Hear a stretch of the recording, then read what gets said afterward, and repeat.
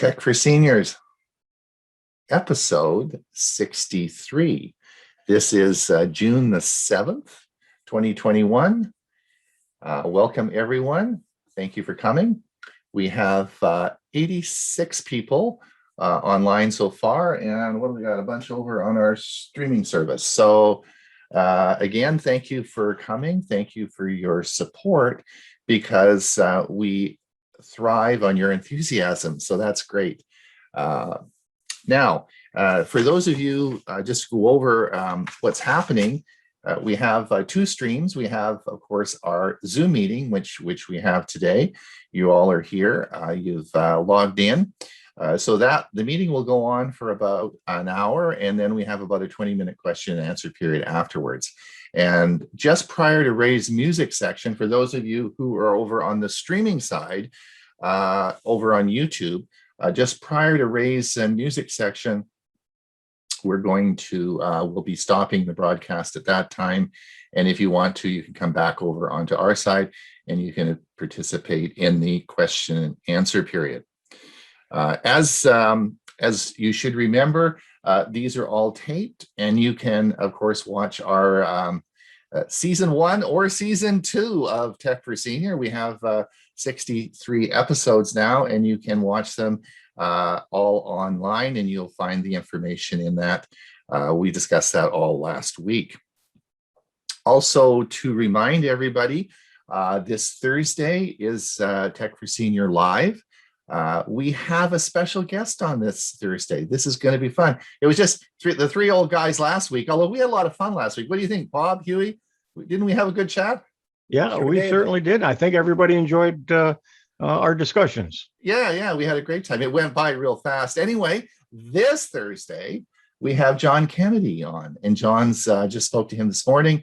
John's, of course, APCUG, and he does a lot of work helping seniors with computers, and of course is a Linux expert. So we're going to have a really interesting talk on all sorts of things, because he's a very knowledgeable guy, and you know, doesn't just do Linux. So he's going to come on the show on Thursday, and we're going to have a great chat with John. So that should be lots of fun. Again, it's not a Zoom broadcast, right? So you can watch it either on Facebook or YouTube, the details of which we discussed last week, and you can watch that how-to video. It's on our service and on our site. So if you don't know how to do it, we explain that all, and we went through all that last week. So that I'm looking forward to that. Should be fun. And Bob, you know John, don't you? Sure do. We belong to the same club. I guess you would. Yeah. Yep. Yeah. You need to make me a co-host. I will. Let me just do that. We will make you a co-host. There you My go. internet decided to quit just before we got started. Yep. Huh. That's not any good. No, I'll be calling Comcast when we finish. Yes, and tell them who you are too, right? Yeah, right. Tell them who you are. Yeah. Yes. Now, also, thank you so much. I want to thank everybody for the donations from Kofi. We of course reached our budget, and it was amazing the amount of outpouring that came, and I think I can speak for all of us at Tech for Senior. It was really an emotional time where we had no idea people loved us this much, which is great, because I like to be loved, and the more love we get, the more enthusiasm we get, and the more videos we produce. So keep the love coming. I want to thank the people who donated since last week. Now, I'm always worried about missing some people, because I just don't know how to deal with that. When you signed in with Kofi, if you didn't put your name in there, then we have no way of knowing who you are. So we do get a lot of donations that are anonymous. We don't know who you are. So thank you again, and thank you to these people. Mary, I don't know Mary's last name. Thank you, Mary. Barry Daphne. Thank you, Barry. John Kennedy. John, if you're here, thank you. John's going to be on the show on the Thursday. John Kennedy. And Dewey Clues. Who's this Dewey guy? Anyway, Dewey, thank you, Dewey. And Ken Meske. Ken's, of course, in Arizona and is a member of our club. And he certainly is very active in our club. So thank you guys for that. We have reached our goal, but we will continue to accept donations through the year. Thank you so much. And that will go on to our different services we may be offering as things start to change. Again, each video we make probably takes 10 to 15 hours of hard work to come up with the videos. I know that Bob, Hewie, and I spend a lot of time at that. And again, it's very appreciative for what we do. So thank you again so much. Just to remind everybody that in fact this is being taped, and both this show and this show will be online probably early this afternoon, and you can watch it. Ron, are you going to mention the change in the Learning Chromebooks? Yes, that's on my list to do. So the Learning Chromebook, which you will, of course, see in the newsletter, because the newsletter went out on Saturday. And please, if you haven't subscribed to the newsletter, do so, because there are little changes that will occur throughout the year, and it's the only way we can keep in touch with you. And our Learning Chromebook session will be going to the fourth Thursday of the month. So the date will change on that. There really is nothing you have to do if you're registered. Hewie will send out the notification, and you'll get, and we'll just tell you the date and nothing. The meeting ID is all the same, but we're just going to have it on the fourth Thursday instead of the third Thursday. Anything more I need to say on that, Hewie, or is that? No, I think that'll do it. Yeah, that should be fine. And you don't need to do anything. If you're registered, you've had one Learning Chromebook session. We got your number on that one, right? What happened a year ago? Episode 11. There was some interesting stuff happened in episode 11. Hewie, so if you want to go back and play episode 11, Hewie talked on Google Drive. Who wants to know some more information about Google Drive? Go back.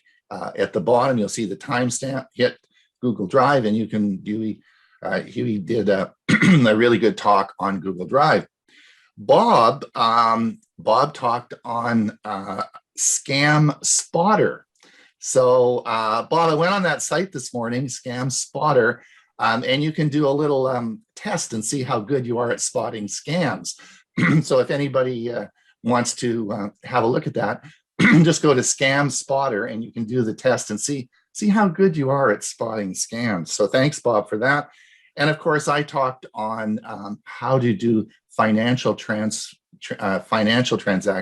securely over the internet. So if you wanted to play each of those segments, that is episode 11, and that was 1 year ago. I don't think we had Ray yet. Ray hadn't joined the team, and I think and Dewey hadn't for sure. So and that was that was 1 year ago. Thanks again. Ellen, I think, is still doing a good job. She's updating our index for each year. So you can go online, as we mentioned last week, and you can do a search, and you can find all these episodes searching our past episodes. Bob, are you ready to roll? I am. Okay, let's go.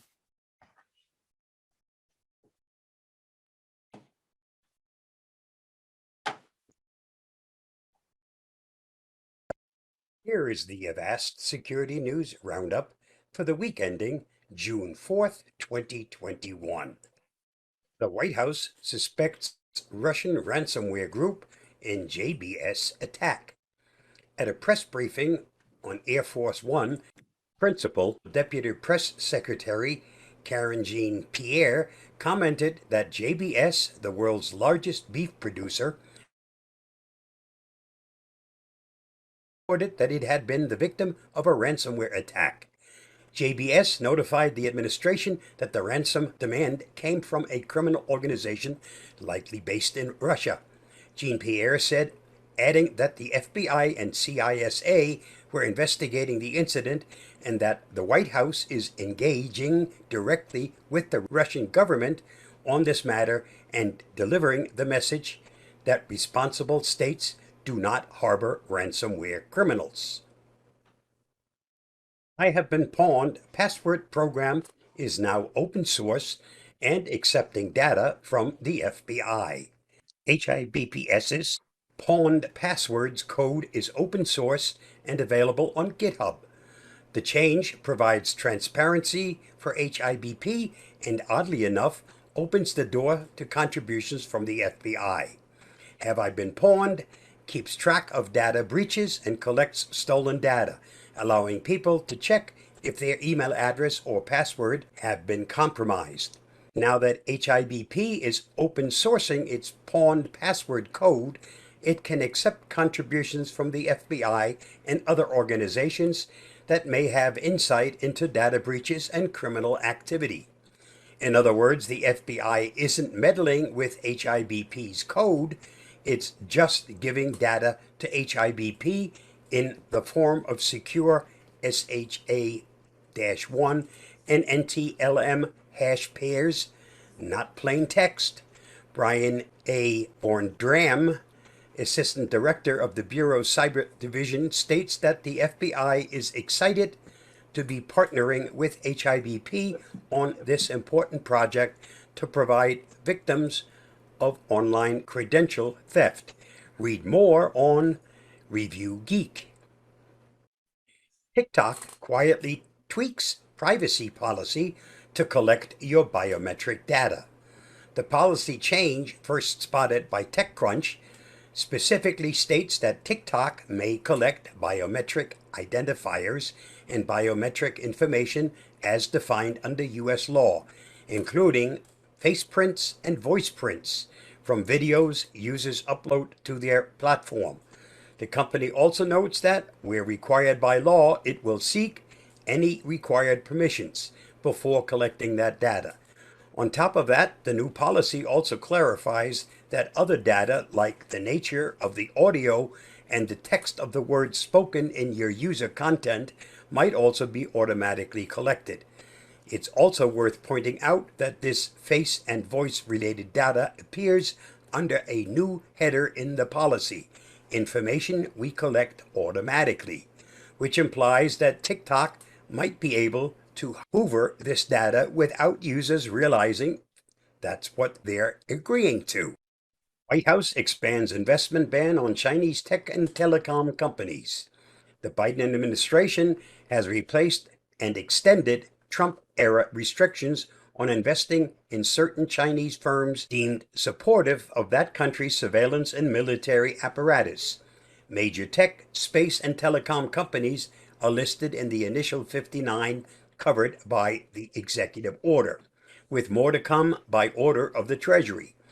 I find that the use of Chinese surveillance technology outside the PRC and the development or use of Chinese surveillance technology to facilitate repression or serious human rights abuse constitute unusual and extraordinary threats, writes President Biden in the introduction to the order.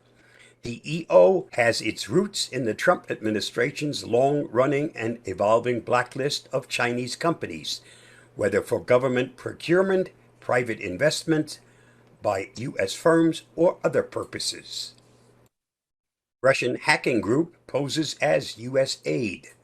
Microsoft told NPR that it discovered a breach last week that involved hackers posing as members of the United States Agency for International Development, USAID. The attack affected about 150 organizations and may have resulted in up to 3,000 compromised accounts. Microsoft believes the Russian group Cozy Bear, also known as APT-29 and Nobelium, is behind the attack, based on the targets, human rights groups, and think tanks, and the techniques used. The breach began when the group infiltrated email marketing company Constant Contact, which has USAID as a client. Cozy Bear then compromised USAID's contact list, launching a spear phishing campaign that aimed to install malware on its victims' systems. The U.S. Department of Justice announced this week that it seized 2 internet domains that were used in the USAID spear phishing attacks. The DOJ wrote in a press release that the malware hiding in the initial spear phishing emails was programmed to reach out to one of 2 domains, the Yard Service or World Home Outlet to retrieve the Cobalt Strike tool, a remote access tool that allows hackers to manipulate other systems. As demonstrated by the court-authorized seizure of these malicious domains, we are committed to using all available tools to protect the public and our government from these worldwide hacking threats, said Acting U.S. Attorney Raj Parekh for the Eastern District of Virginia. DarkSide faces shadow court system on dark web. Ransomware group DarkSide, which was responsible for last month's Colonial Pipeline attack, is having trouble paying debts owed to its criminal affiliates, and so has set up its own court-like system for settling complaints. Plaintiffs are asked to report their grievances on DarkSide's dark web criminal forum, and admins then settle the claims in a hacker's courtroom, making cryptocurrency payments to owed affiliates from a DarkSide account they control. Cybercrime has matured so much, one researcher told the Post, there is a strange people court to dispute claims and wrongdoings in the underground syndicate. What is Amazon Sidewalk, and should you disable it? Sidewalk is a new wireless network developed by Amazon that goes into effect on June 8, 2021. It uses Bluetooth low energy combined with a part of the Wi-Fi radio spectrum in the 900 megahertz range to connect devices beyond their normal range. The advantage of using this low frequency band on the radio spectrum is that its signals are extremely robust and can move around or penetrate obstacles with ease. This means that they can travel a relatively long distance. Devices operating in the 900 megahertz spectrum also use much less energy than those working at higher frequencies. And the same is true for devices that use Bluetooth low energy technology. So by combining the two protocols along with other radio frequencies, Amazon says it can deploy a network that can link up all Sidewalk-enabled devices to create a giant network that can ensure devices stay operating more consistently and do so over longer distances. With Sidewalk, you can continue to receive motion alerts from your security camera even when your Wi-Fi goes down, or if your Wi-Fi does not reach your smart lights at the edge of your driveway. Sidewalk can help them stay connected. In the future, Sidewalk will also support a range of experiences, from using Sidewalk-enabled devices to help find pets or valuables, to smart security and lighting, to diagnostics for appliances and tools. If this extended sharing capability goes beyond your comfort zone, then you need to turn Sidewalk off. For simple to follow instructions in turning the feature off, please watch the video I created, and you can access it at the link listed. And that wraps up this week's edition of the Avast Security News Roundup. Stay safe, stay secure. I'll see you next week. Bye-bye. Hey, thanks, Bob. That's great. Kangaroo court, for the bad guys. How about that? They're coming up in the world. That's a hoot. Yeah, that's crazy. Now listen, so I think there'll be lots of questions about Sidewalk. So Dewey actually has done a whole segment on that, which I'm going to play you now. So it sort of dovetails with. Were you talking to Hewie? Did you guys, or Dewey? Did you guys sort of get it all sort of together? Or anyway? Yes, so, we communicated. It's well coordinated, eh? Okay, thanks, Dewey. So Dewey's going to give, I'll play Dewey's segment now, and we will see what Dewey has to say about this. And then probably there'll be some questions, but we'll probably take those in the chats.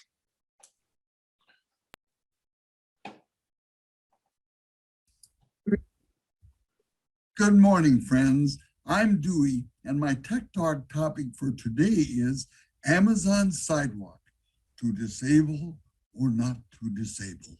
That is the question. It's Saturday morning, June 5, as I'm writing this Tech Talk. I began yesterday and had all but finished by this morning when I decided to check my email and found an email from our TFS security guy, Bob G. In his email, he had a link to his AVAS security update for today, the one you just heard. I watched his update on Amazon Sidewalk several times and then decided the best thing I could do was to simply start over and present additional information that might complement Bob's. My Tech Talk last week was based on an article titled Amazon is Turning Echo and Ring into Transmitters on June 8th. That's tomorrow. Much of its focus was on LoRa, a long-range, low-power data transmission technology used in Amazon Sidewalk. After viewing Bob's update today on Sidewalk, I realized that I needed to change emphasis for my presentation. Yesterday morning, I read a new article on Sidewalk written by Michael Franco in howtogeek.com, in which he presented a great deal of information to help users of affected Amazon smart devices when Sidewalk is turned on tomorrow, June 8th. Writer Franco says that if you have one of these Echo or Ring devices, you're agreeing to share 80 kilobits per second of your bandwidth with the Sidewalk network unless you opt out. According to Amazon, this 80 kilobits per second amounts to about 1/40th of the bandwidth needed to stream high-def video. A potential concern is that while the donation of your bandwidth to the Sidewalk network is capped at 500 megabytes per month, and if your data usage plan is very limited, you might want to opt out of Amazon's service to save giving up that half gigabyte of your data each month. While Amazon is touting the great new range and boosted uptime that Sidewalk could potentially deliver, it's important to understand that inherent in the technology is the linking up of devices that are Sidewalk enabled to other similarly enabled devices. That means, for instance, if you have a smart doorbell from the Amazon-owned company Ring, it could connect to your neighbor's Echo Dot, which then could connect to someone's tile tracker as they walk by, and so on and on. Unlike fears of Wi-Fi theft, in which someone nearby can hack into your router and stream Netflix using your signal, the 900 megahertz band cannot deliver the speeds of Wi-Fi protocols like your router's 2.4 or 5 gigahertz bands do. It's pretty much limited to sensors, lights, trackers, and things that don't require much computing power. So the risk of a serious data breach is very small. While Sidewalk won't be transmitting serious quantities of data through its rather limited pipeline, it will still transmit some data. Amazon says that all data will be sent in triple encrypted packets, and that the company itself won't be able to read the data. The company does seem to be going the extra mile to keep Sidewalk user data safe and says that it will delete the encrypted packets of data every 24 hours. Let's not forget that Amazon is still first and foremost a giant retailer who has a vested interest in knowing how people behave. Let's also not forget a more positive side of Sidewalk. For example, I told you last week about CareBand Incorporated, a Chicago company that has funding from the National Institute on Aging and plans wristbands to help caregivers find wandering patients via the Amazon Sidewalk network. Remember also that TFS's security Bob mentioned just in the last few minutes that Amazon says it can deploy a network that can link up all Sidewalk enabled devices to create one giant network that can ensure devices stay operating more consistently and do so over longer distances. He continued by saying, also with Sidewalk, you can continue to receive motion alerts from your security cameras even when your Wi-Fi goes down. Or If your Wi-Fi doesn't reach your smart lights at the end of their driveway, Sidewalk can help them stay connected. Nevertheless, everyone needs to be aware of the reality of the situation. Laurel Walmsley at NPR.org related last week that a former high-level FTC commissioner sees Sidewalk as yet another realm Amazon is seeking to dominate. Jen King, a privacy and data fellow at Stanford, says, I feel the bigger motivation here is to create a private surveillance network. I suspect they're saying this as a real opportunity for bridging all these different Ring devices in particular. Amazon counters by saying that customers can decide to opt out at any time. However, if you opt out, your connection won't be pooled and you can't draw from the pool either. Another writer sees it differently. He says, Amazon Sidewalk's new nationwide network could mean Amazon would be able to harvest even more location and habit data from Americans who use their services. Where are people located? Where did your dog go? Where do you go on walks? Where do you go when you're out on your run? But here's the thing. Amazon owns over 40 subsidiaries, and many are already collecting your mobility data.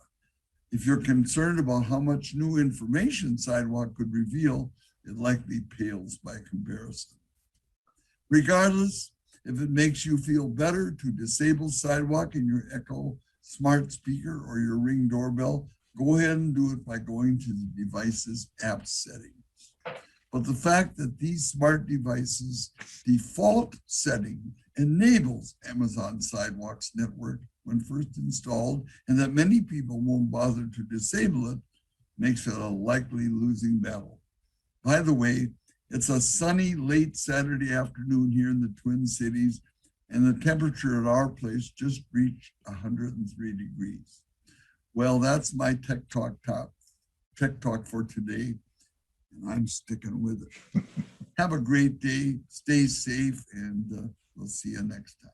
Bye now.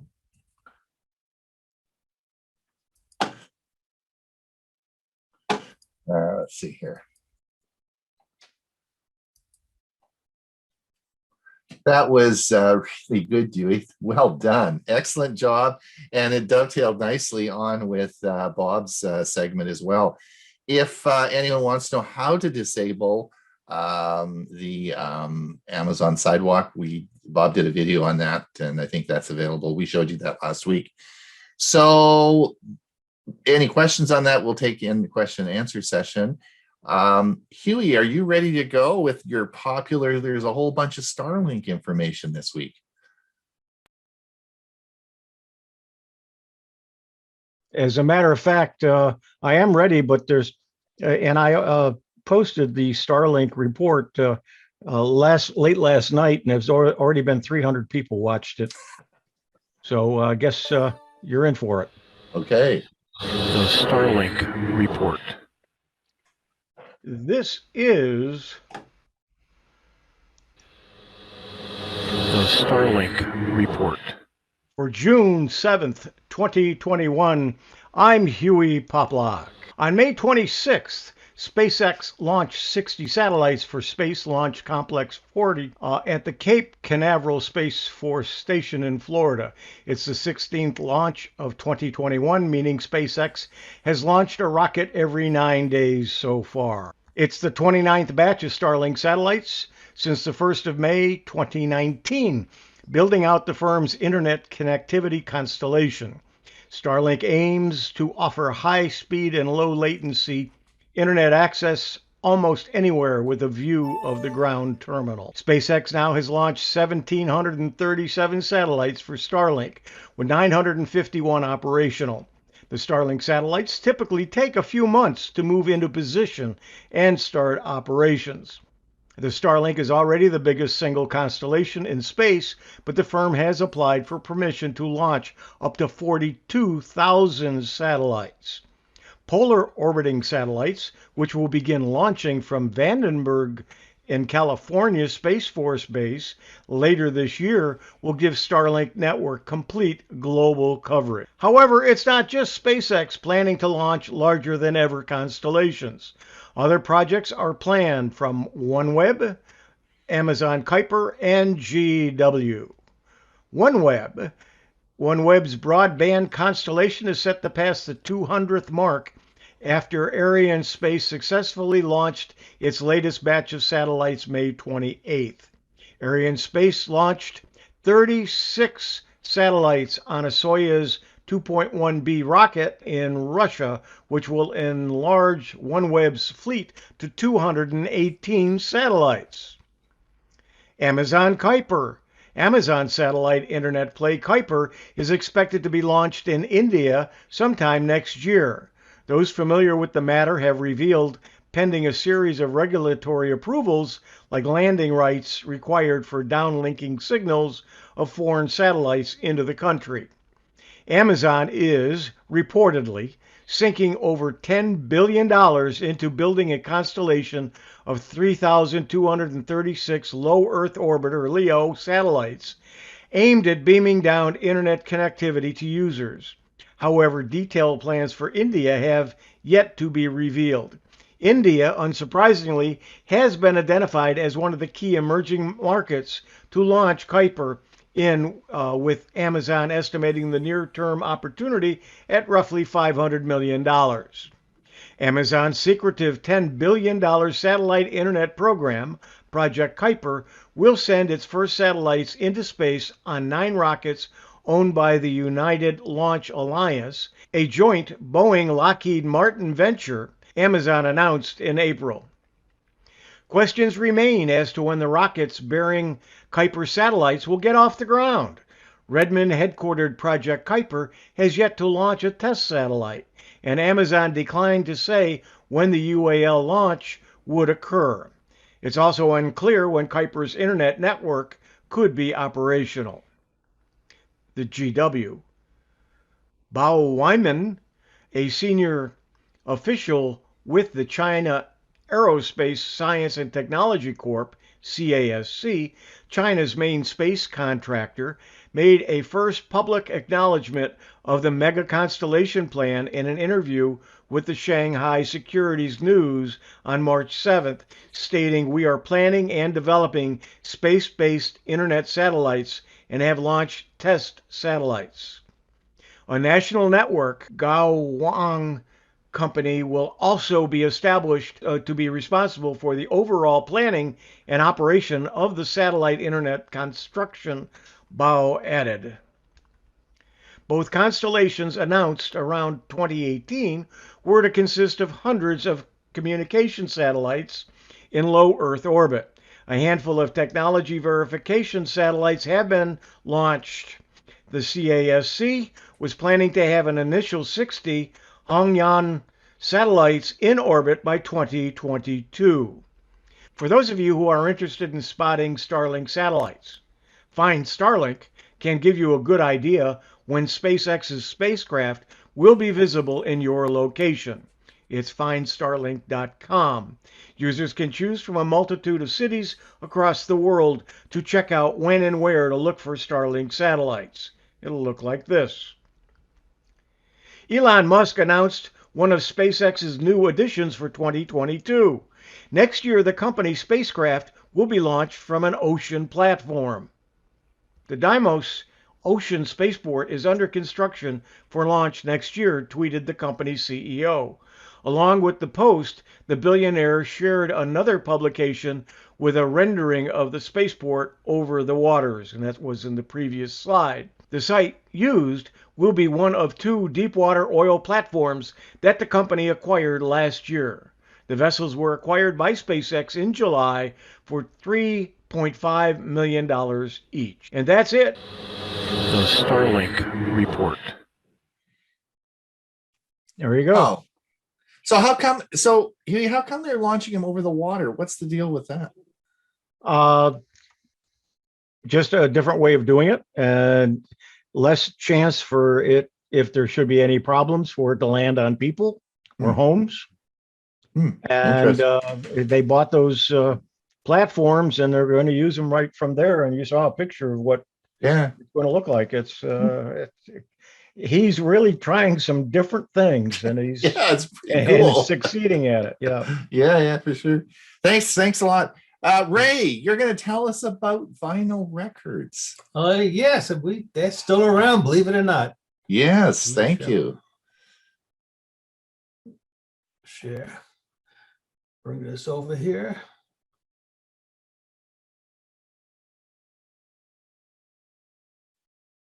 Okay, here we go. Back to the future. Believe it or not, the vinyl LP continues to be making a comeback. Now, who remembers the record store? I have lots of fond memories. I went to record stores when I lived in New York. There was one that was down in the Subway arcade called Slim's Records, and that's become legendary over the years. But record stores to me were really fun. You'd go in there and just rifling through to see what was new and what was available. Here is the most amazing music statistic, I believe, for the year 2020. Consider that during a year with a global pandemic and many folks being out of work, meaning they're not earning any money, American music listeners still somehow manage to spend more money on vinyl records than CDs. And this occurred, as I said, during a period when retail store closures and tours were being canceled. I'm going to repeat this. Revenue-wise, LPs outsold CDs in 2020 for the first time since 1988, a time when many experts predicted the end of vinyl. Now, this result could have been forecast as vinyl sales have been steadily growing since 2007, and CD sales have been steadily declining since 2003. And while today's trend is certainly towards streaming, those who consider themselves collectors are often opting to buy a record. Wait, did I hear someone say, what about cassettes? Cassettes are also, believe it or not, having a resurgence, with sales more than doubling from 2019 to 2020. And if this continues into 2021, cassettes will exceed the sales level last reached in 2003. But this is a different story for another time. Back to vinyl. Now, vinyl records are not cheap. Taylor Swift, I'm going to use her as an example. She has broken the record, pardon the pun, for the largest amount of vinyl sales in 1 week in the US with her latest studio album. Amazon has the 17-track Evermore available in the following formats. Now you can stream the deluxe version, that means it has explicit lyrics, with your monthly subscription to the Amazon Music Unlimited. And that's not Amazon Prime Music, that's Amazon Music Unlimited, where you have to pay for it. If you wanted to buy the audio CD, that would run you just under $14. But if you wanted to get the red colored vinyl 2-disc LP, that's $42. And if you'd like green better than red, that same vinyl 2-disc LP will run you almost $70.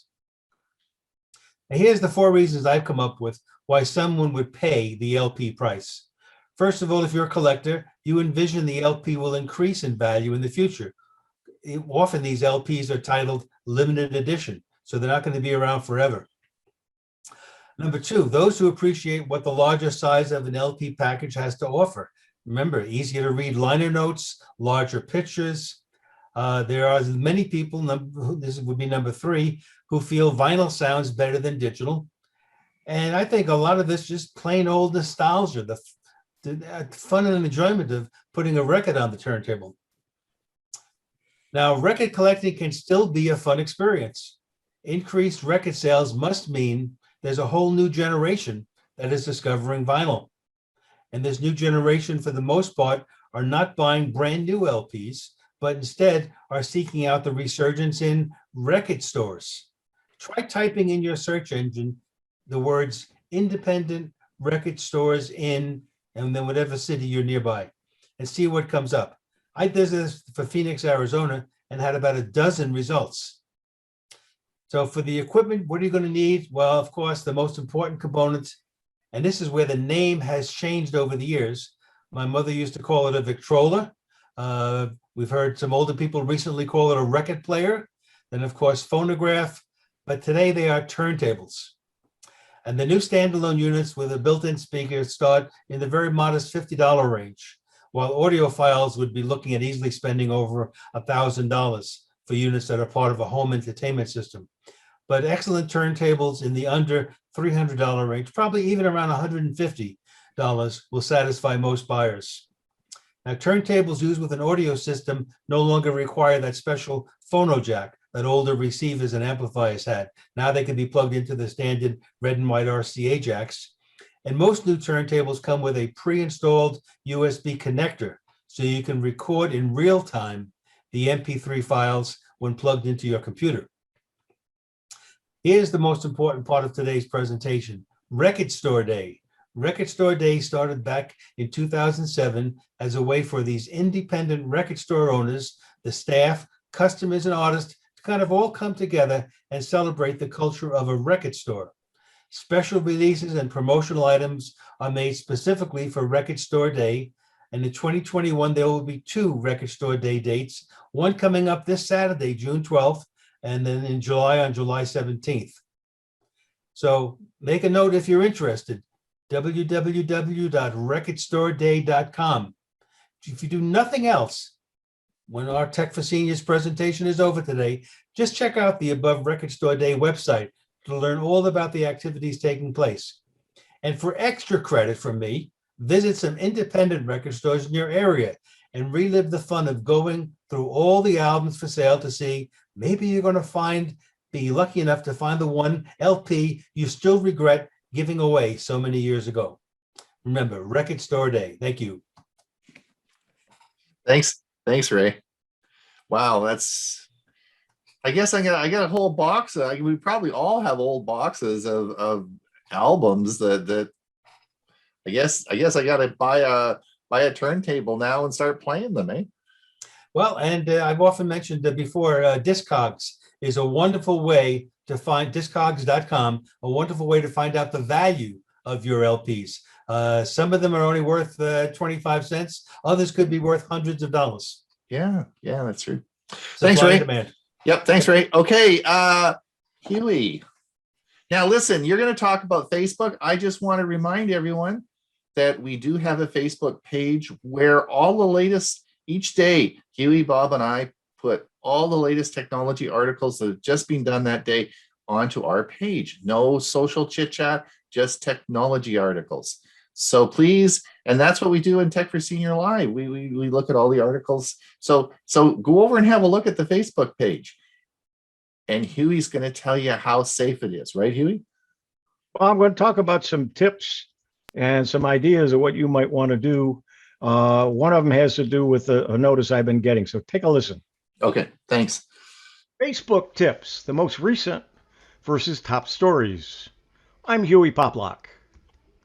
Recently, I've seen several of my friends, and you may have seen some of your Facebook friends as well, post one of those copy and paste memes claiming the social network's new algorithm is limiting your news feed to posts from 26 friends. This meme first surfaced in late 2017. It's resurfaced each year since then and has been making the rounds again lately. Here's what it looks like. Thanks for the tip to circumvent Facebook. It works. I have a whole new profile. I see posts from people I didn't see anymore. Facebook's new algorithm picks the same people around 25 who will see your posts. Hold your finger anywhere in this post, click copy, and go to your page where it says what's on your mind and tap your finger in the empty field and paste. This is going to circumvent the system. Facebook wants you to know that this theory is totally bogus. In fact, they're even marking it on some posts that people have made as fake, and then they go in and say that it's false information, and then you can click on see why, and they actually have some articles that will explain it. And there's actually a good video on it on Facebook as well from Facebook. Here are a couple of news articles, one from the Washington Post, another from PC Magazine, and of course Snopes.com also rates it as false. So if you see this post or similar one, don't fall for it. The idea that news feeds only show you posts from a set number of friends is a myth, Facebook product manager said. He works on the newsfeed ranking and said in a statement, the goal of the newsfeed is to show you the posts that matter to you so that you have an enjoyable experience. If we somehow blocked you from seeing content from everyone but a small set of your friends, odds are you wouldn't return. Facebook says it ranks news feeds posts based on what it thinks you'll find most interesting. The company's algorithms prioritize posts expected to spark conversations and the ones shared by people, groups, or pages with whom you frequently interact. If you and a friend often comment on each other's posts, you'll see their content higher up in the news feed than posts from acquaintances with whom you never interact. Live videos, meanwhile, rank higher than regular ones because Facebook says they generate more discussion. Facebook states that the persistence of the 26 friends myth is understandable as the posts in a user's newsfeed are ranked in the order Facebook believes they'll be most interested in seeing.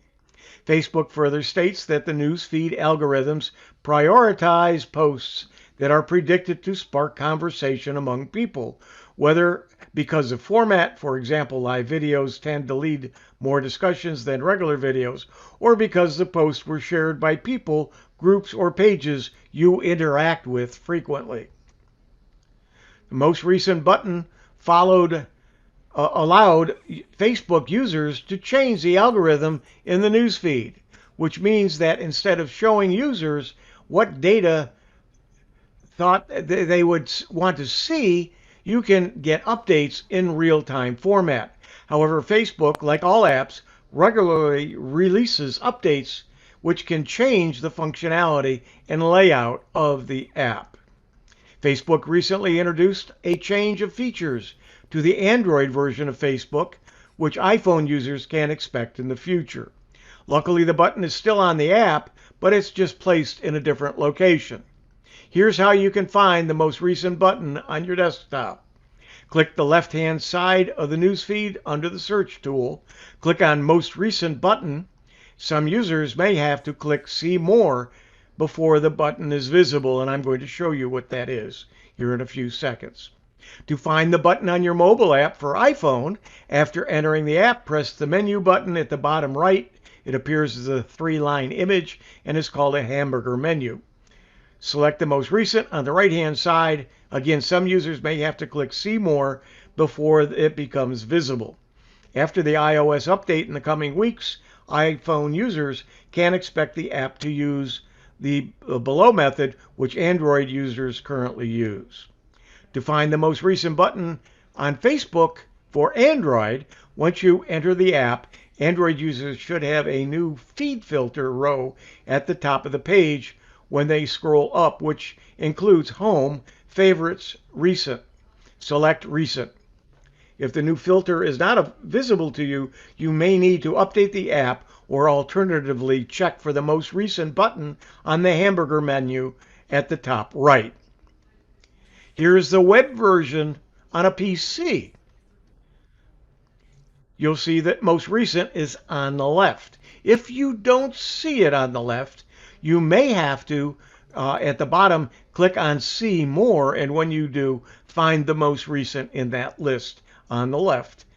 And then what will be at the top of your feed, it will be most recent. Well, you'll see it on the left, and on the right, you can then go back to your top posts if you wish. So it's going to look like this. And you can see when I did that, the top item in the center says Just Now. So what it did is made it the most recent ones at the top, and you will see more of what you're looking for from your friends without having to be hoodwinked by that bogus copy and paste. Now the web version for Android, you click the menu, the hamburger menu on the top right. When you do, you'll see you'll have to scroll down. You may have to scroll down. You probably will. As you scroll down, you find most recent. You click on that. And again, whatever the most recent is will go to the top. And you'll see them in order. And so you may see some people that you haven't seen recently. Now, the Android app, you go to the hamburger menu at the top right. You'll see recent and favorites. And you click on that. And again, it will have the most recent rise to the top. And you'll see that it says recent just above that. The problem remains, however, there is no way in the web or in the app's versions for Facebook to remember that you prefer the most recent, and it will revert to top stories each time you access Facebook.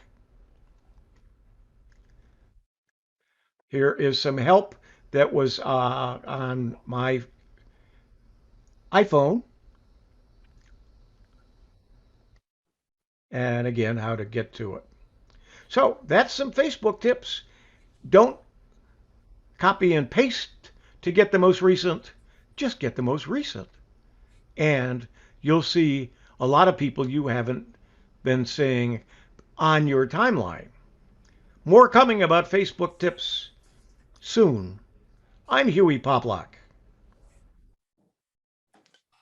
Thank you so much. Great stuff. I had my Facebook page over on the left-hand side on the other screen. I was following you as you went along there. It was cool. Yeah. I didn't know a lot of that. That's cool. All right, Ray, are you getting? I'm just going to be saying goodbye to our streaming section, and we will we'll get you going in a second here. For those of you who are over on our streaming service, thank you for coming. We will see you the same time, same place next week. And also, this is being recorded, so you can play the entire broadcast back later on today. So thank you for coming. And Ray, I'm going to turn it over to you and see where we go. Thank you. Thank you. Let's share the screen and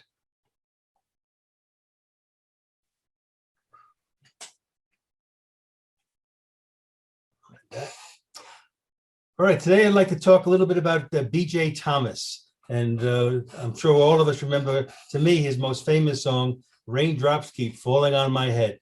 So his actual name was Billy Joe Thomas. Of course, we know him as B.J. Born in Oklahoma in 1942, raised in Texas.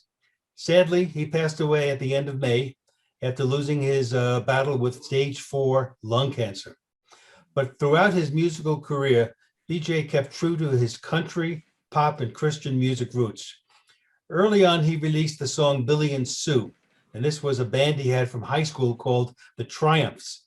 Now, this is not nearly as well known as the rest of his songs, but he conveys a powerful story in the song Billy and Sue, and this makes this my favorite by him.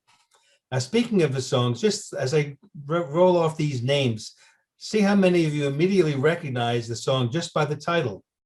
I'm So Lonesome I Could Cry. That was a Hank Williams cover. Hooked on a Feeling. And then The Raindrops Keep Falling on My Head. That was actually featured in the movie Butch Cassidy and the Sundance Kid, and it won an Academy Award for Best Original Song. I Just Can't Help Believing. Elvis Presley covered that later on. And this is the best one. Hey, won't you play another Somebody Done Something Wrong song? In 1965, that is still today the longest titled #1 hit ever on the Hot 100. So today's video clip is going to be B.J. singing with his longtime friend and contemporary Glenn Campbell on a show from 1970. So let me just go over here and change this to, so I have optimized for video. And we're back. Well done. Well done.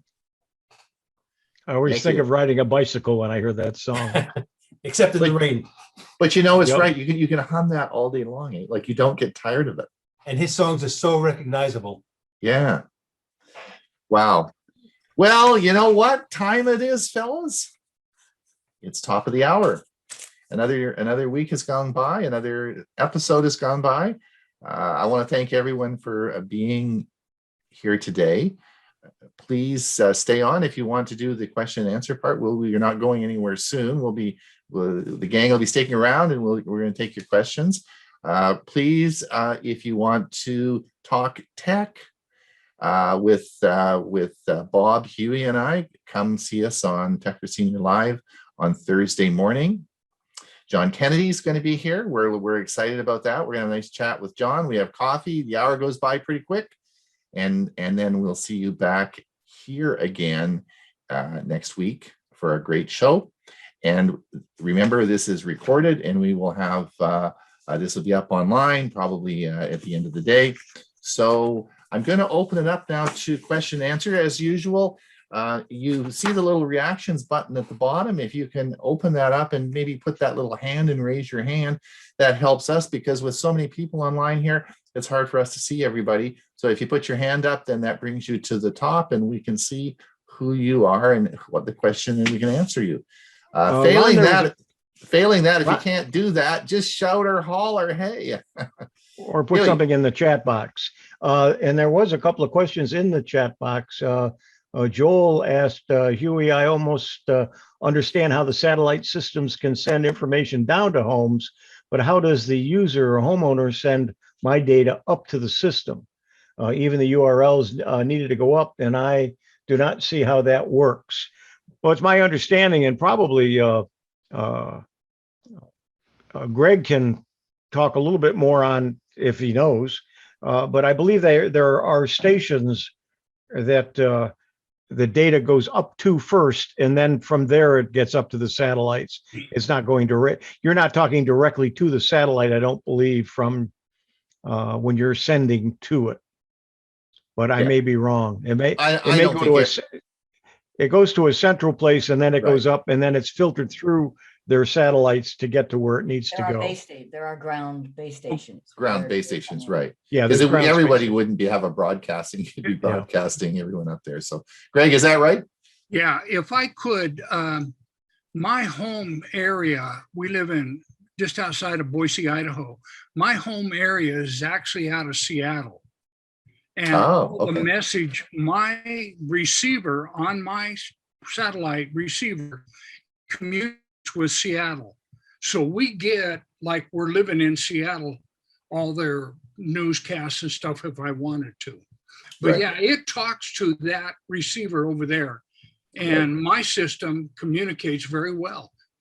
We don't have any problem with our satellite, believe me. Thanks, Greg. Murray, question for you? Yeah, it's really on FaceTime. And I've probably asked it before, and I probably know the answer, unfortunately. The one thing I really hate about FaceTime is it's always, Facebook, I mean. I should have said Facebook. Is that you keep getting those things. We found a friend, and I got to delete them all individually, which is a pain. And I just don't like the clutter of having all that stuff. I just wish there was a way of turning it off, because I'm not interested in accepting anybody except somebody that I initiated. So any answer to that, or will there ever be? Yeah, find a service that you pay for, or try MeWe. But Facebook is free, and that's how they do it. Yeah. And something like MeWe, wouldn't my friends have to be on that too? Yeah, absolutely. Well, see, so that's none of them are. That's the whole thing is even though you get all that stuff, all the other people are getting it too, and they're living with it. Right. The billions of people who are on Facebook. But Murray, I think you brought up a good point, and I just want to clarify this to everybody. There's what Murray's talking about is your Facebook profile, right? And this is what most people sign up, and you have your personal Facebook. But there is the thing called a Facebook page, which is a website, and it has nothing to do with that. The Facebook page, our Facebook page, only Huey, I, and Bob can post to, and we don't get any of that. So if you go to our Facebook page, is simply a website, and you can go there that. And it's different. So there's two parts to Facebook. Well, there's Facebook groups as well, but there's really three parts to Facebook. There's your profile, then there's the Facebook page, and then there's a Facebook group. So there are different services, and people always get confused about that. So anyway, just not to Yeah, belabor the and point. also Yeah, people, Ron, people also get confused on the news feed and what's going to show up and why and how, Right. including all of the ads and everything. And these are some things that I'm going to talk about in future Excellent. presentations Yeah, that I'm going to be doing. So Great. this was just the first one of many I'm going to do. And I'm going to try to explain how some of it works, how you can change some of it, but you're not going to change all of it and limit all of it. But there are some ways in which Good. you can Good. limit some of the ads and some of the information. Okay. yeah, Thanks, Huey. I do use those for my, for things like, well, my genealogy stuff. I'm a member of some of the groups Right. in there, but of course that doesn't help me with my grandchildren. The only way is through the profile pages, Yeah. but Thanks. I don't really want all those others. Okay. Jim Glass, what you have your hand up? Yeah, thank you. I have a question on Google forwarding. We've created our club website, and I put an address on a Google account, and from that Google account, it's supposed to forward to a certain number of people who will respond to those questions. And half the people get the forwards, and the other half do not. And I've gone into the forward section of that Google account, and I've cut everybody out, redone it, and I still have the same problem. Anybody have any suggestions? I'm a bit confused, Jim. You're not talking about forwarding Gmail, are you? Yes. Okay, so you're talking specifically about you're having problems forwarding Gmail. Correct. Okay, so there is a section in Gmail where you can set up to forward your account to whoever or wherever, and that's the problem you're having? Yes.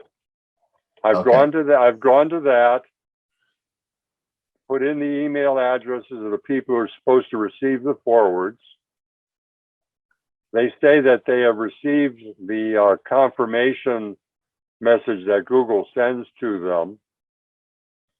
But then when we run tests from the website to the Google account to the forward, nobody, including myself, is getting the forward message, test messages. A couple well, obviously we can look into that. That's more of a technical thing. But Jim, one of the things that it happened to me this weekend, people should understand is that it is possible that mail goes into your spam filter in a folder in Gmail.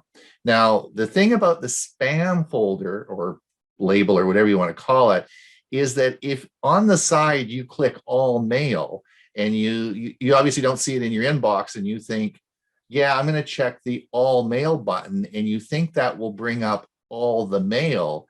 It does, but it doesn't bring up in that all mail section, doesn't bring up the mail in the spam folder. So if you are receiving stuff and you're not sure, is you got to go down to the bottom and check the spam filter because it won't show up in all mail. All right. And so then I got caught on that this weekend. So I was burned on that once. So you got to be careful with that. But other than that, I don't have a lot. Does anyone have any comments for Jim? Any Chris? comments? I think Chris. Well, I just tried it, and it says that a confirmation code has been sent to the person who you're forwarding it to, and they have to verify. So that's something to check. Has everybody verified their confirmation code?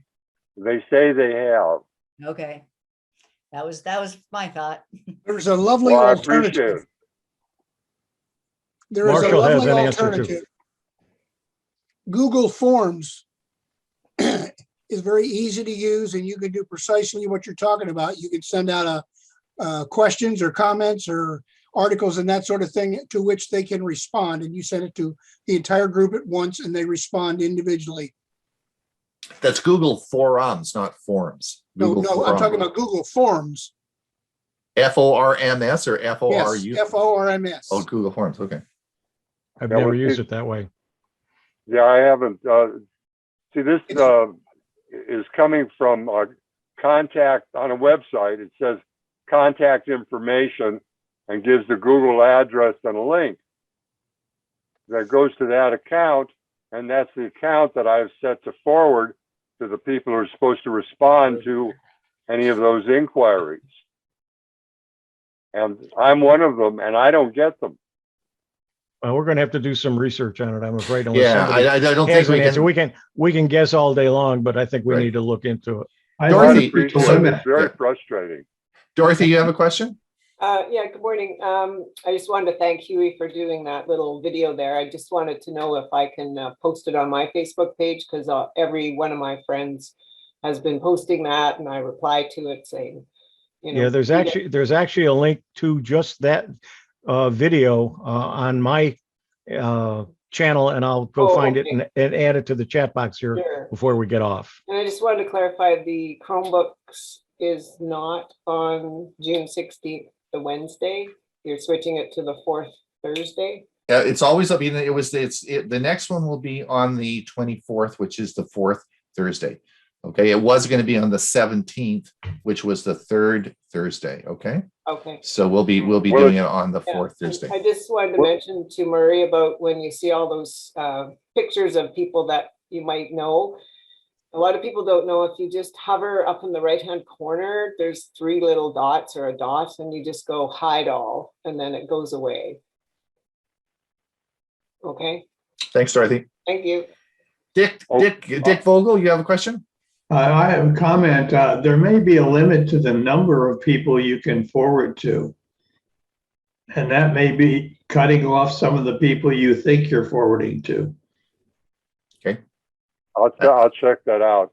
Yeah. By the way, is it going to be on the Learning Chromebook? Is that going to be on the 4th Wednesday from now on? Not a Wednesday, it's on a Thursday. Thursday. Yeah, Thursday. So it's only this one instance. No, it's always going to be on the 4th Thursday now. Oh, okay. I got. It'll always be on the yeah. But you don't. Calendar. You don't have to do anything, because you're already pre-registered, and we will be sending you out the link and the notification of exactly that date. So it's not quite like our Tech for Seniors show where you have to show up. We're gonna track you down and let you know when it's gonna be. So we'll do all the effort on that. So it's just gonna be 1 week later now, permanently. Okay, well, I'll just change my calendar. That's all. Okay, thanks. Murray, you got another question? You're muted. Google Forms won't do what Jim was wanting. It's very useful, but it won't do that mail forwarding. It won't do the equivalent of that, because he's not generating something like a questionnaire. He just wants everything that comes into the email to be forwarded automatically to all of those people that he's listed. Yeah. And I know I've only used it. I've never had it work for forwarding to any more than one person. So, but I haven't done a lot of research on it. I've only forwarded to one person, and that works. Yeah, I can tell you that my results I've used it in the past as well, and I've had Hewie and I talked about this as well. I tried forwarding. It's fine if you're forwarding within Google's ecosystem, but if you're not within that system, it gets really weird. And sometimes I had problems as well with it, so I'm not quite sure. It gets complicated, and I think it's something that would have to be looked at on a specific issue. How's everyone feeling? I thought that was so well done with the sidewalk. And thank you so much, Dewey, I was really concerned about bandwidth and how much it was going to do. And it was interesting that the very high frequency isn't going to support Wi-Fi. So it's not like people are going to steal your Wi-Fi and all that. I mean, it really sort of made it all understandable. Does anyone have any questions about Sidewalk? Is that sort of lay it to rest? Leo Laporte, which again, I listen to Leo Laporte, and he's sort of my guru. And I think he probably summarized it best in his broadcast last week, saying he's just going to leave it on. I mean, it's probably some benefits to us. I think that the disadvantages are probably theoretical, and we'll just have to wait and see what happens over the next little while. So I'm going to probably do the same thing. I'm going to leave mine on. I'm not going to turn it off. I don't know. Does anyone have any comments? Ellen, Yeah, Ellen, just a minute. We got to talk to Ellen. Ellen, here she is. She's our star, the person who is doing the indexing for us. Thank you. I get to see you today. Yes. I turned my picture on. Yeah. I want to comment on the Amazon Alexa. I followed some directions to get to the Alexa settings, and I found that I don't have anything turned on, and there wasn't a listing for Amazon Sidewalk, so I couldn't turn it on or off. It would be you're on your Android app? No, I was on the internet, on the desktop. No, I think you have to be in the Android app on your phone. Go to the Alexa app on your phone. Do you have an Android phone? I do. I just never sign on to my Amazon on my phone. I guess I'm going to have to give up for a second. Yeah, you're going to have to give that up because the feature is in the Amazon app. So you'd have to download the Amazon app, which controls all your Echo devices anyway. You must have it operational on your phone because you have to make these devices work. And it's in the app. Okay. Just follow Bob's video because he explains it perfectly, and it'll be in the app. Okay, thank you. Is it more than 3 years old? Yes, and Bill, you have a question? No, actually, it's a comment. We went on there and tried to do it with ours and found that ours was older. It was a Series 2, and it doesn't pertain to us. So I guess we're not worried about it at all. Yes, it's only devices made in the last 3 years or so. Okay. Hewie, you've got a question. Not a question, but a comment.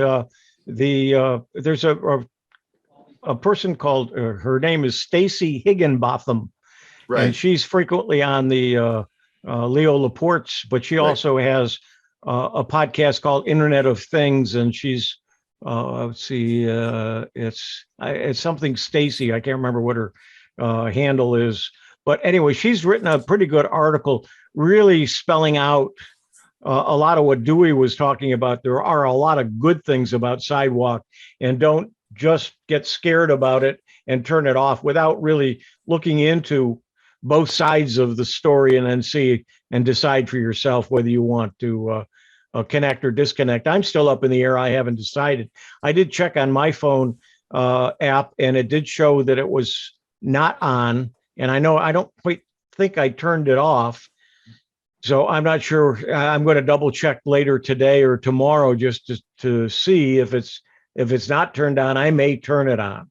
So just something to weigh both sides of it.